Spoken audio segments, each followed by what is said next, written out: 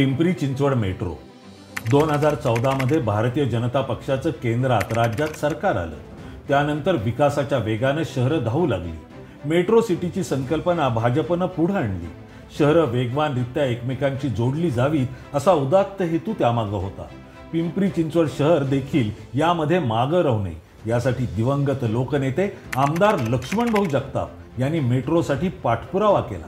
पहिल्या टप्प्यात पिंपरी ते दापोडी, त्यानंतर दापोडी ते कॉर्पोरेशन आणि आता रामवाडी वन अशा मार्गांपर्यंत मेट्रो धावू लागली।